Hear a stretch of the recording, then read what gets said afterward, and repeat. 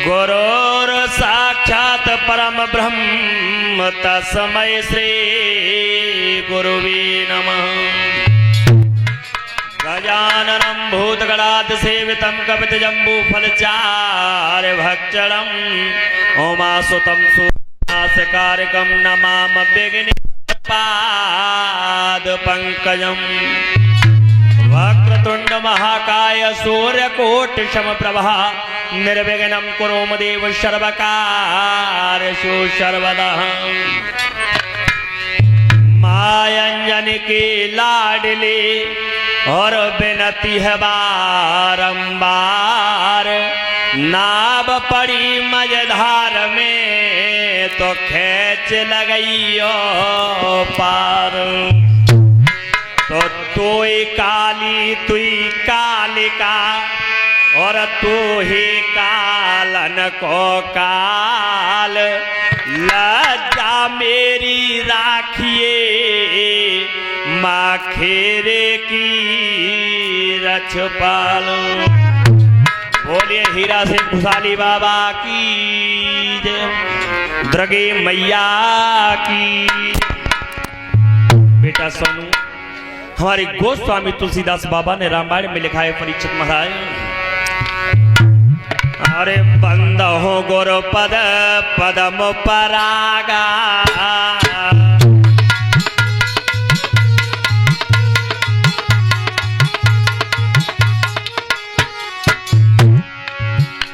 अरे बंद हो गुरु पद पदम परागा, और सूरज सुवास सरस अनुरागा।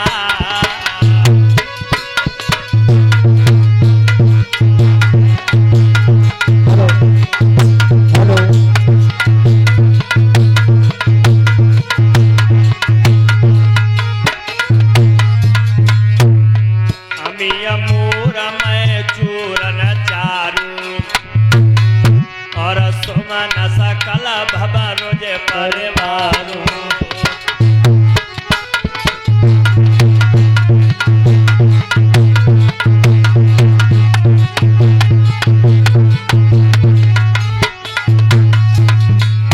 अरे जनक सुता जग जनन जानकी, अतिशय प्रिय करुणा निधान के।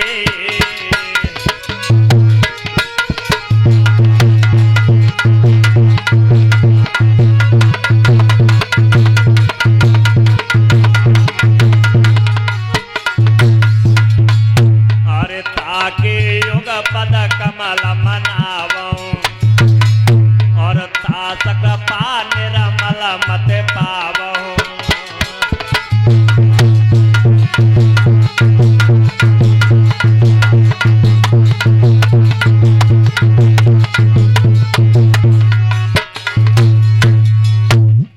बोले वृंदावन बिहारी लाल की जय, बोले कृष्ण कन्हैया लाल की जय, बोले ब्रह्मदेव महाराज की जय। तो कथा शुरू अब करते हैं, आओ वीर हनुमान।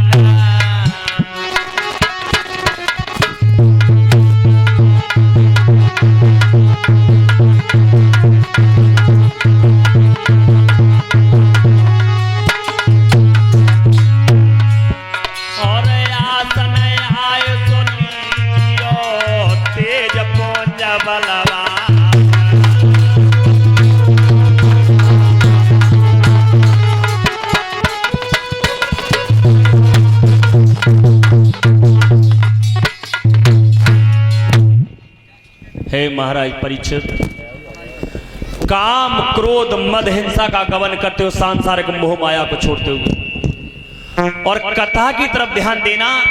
हे अभिमन्यु नंदन परीक्षित, देखिए बताया है जहां भी भगवान की चर्चा होती है, हर चर्चा होती है, वो जगह वैकुंठ धाम से भी बढ़ के बताई गई।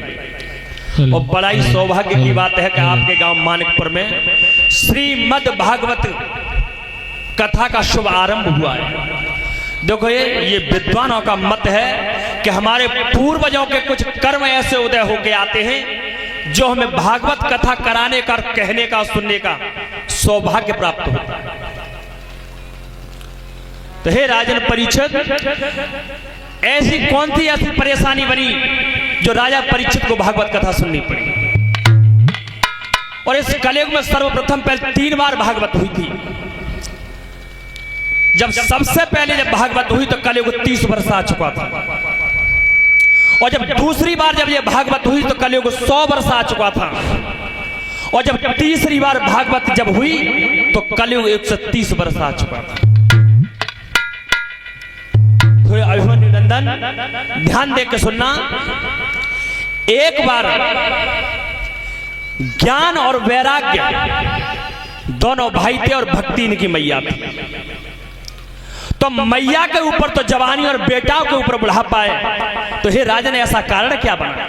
बेटा सोनू कैसे गुरुदेव?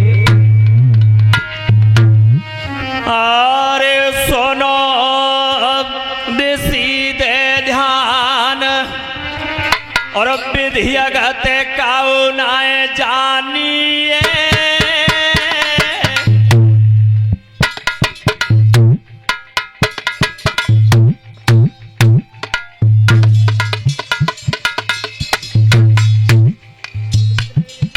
अरे विधि अगत काउनाए जानिए,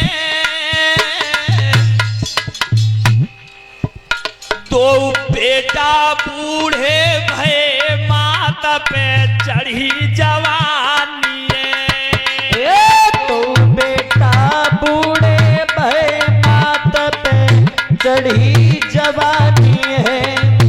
भैया बेटा बूढ़े भय माता पे चढ़ी जवानी है।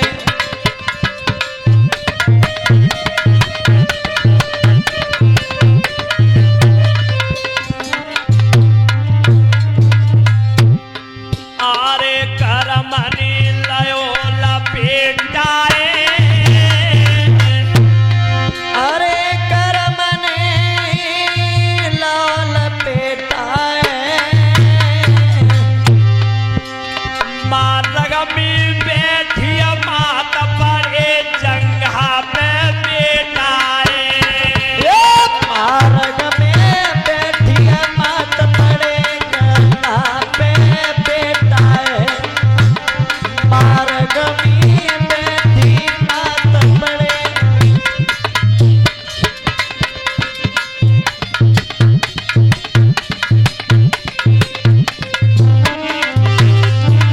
हे राजन परीक्षित, ध्यान दे के सुनना, जिस समय मैया पर तो जवानी है और बेटाओं पर बुढ़ापा है, और अचेत अवस्था में और दोनों मैया के जंघों पर पड़ी, तो देवर्षि नारद का आगमन हुआ है।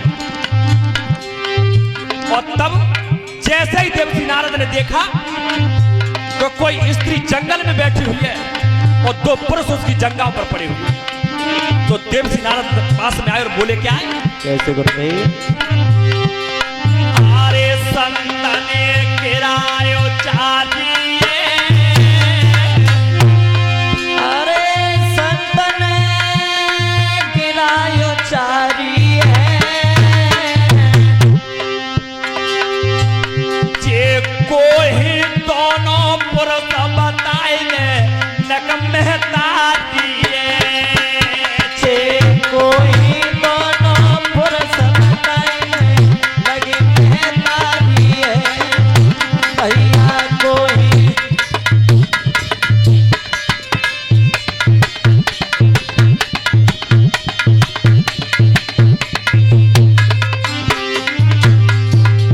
देवर्षि नारद ने कहा है, हे मैया तुम कौन हो, और ये अचेत अवस्था में 2 पुरुष पड़ी हुए ये कौन है? तो आज मैया बोली क्या देवर्षि नारद से? अरे करम तो बनी गो हेटा, अरे करमया बापन गोएटा। और सुनो संत दे ध्यान पड़ेगी दोनों मेरे बेटा। अरे सुनो संत दे ध्यान पड़े जे दोनों मेरे बेटा।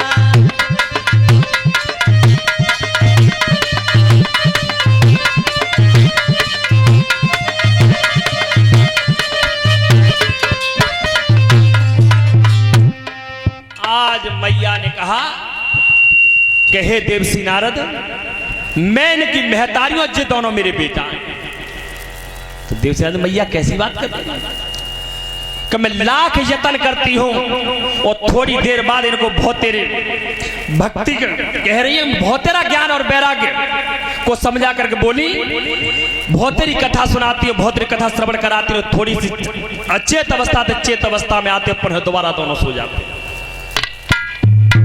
तब देवसी नारद ने कहा कि मैया एक काम कर कि अपने दोनों बेटाओं को और श्रीमद् भागवत कथा का श्रवण पान कराइए। तो जीवन में याद रखना, ये मत सोचना देखो जो मोबाइल जो आज चले गए हैं, जब मोबाइल पहले हते पर पहले मोबाइल कैसे थे, देखो ज्ञान और वैराग्य जो भक्ति थी वो कहां थे, वो थे वृंदावन में। और जिस समय देवसी नारद ने जब कथा सुनाई मैया के लिए, तो वो कहां सुनाई थी भागवत, वो थी हरिद्वार में। तो वहां तक सुनाने वाले थे और यहां सुनने वाले थे। बता आज इतनी लंबी का डोरी हते तो यहां मात तक आवाज पहुंच जाए हैं, लेकिन वो क्या था, वो था एक मन का तार। आज जिस समय जब दोनों बेटाओं ने भागवत कथा का श्रवण पान किया है, तो पुनः जो वृद्ध अवस्था थी, जो तड़ अवस्था में दोनों बेटा आए और मैया पुनः वृद्ध अवस्था के लिए चली गई। बोले भक्त वत्सल भगवान की जय, बोले ठाकुर जी महाराज की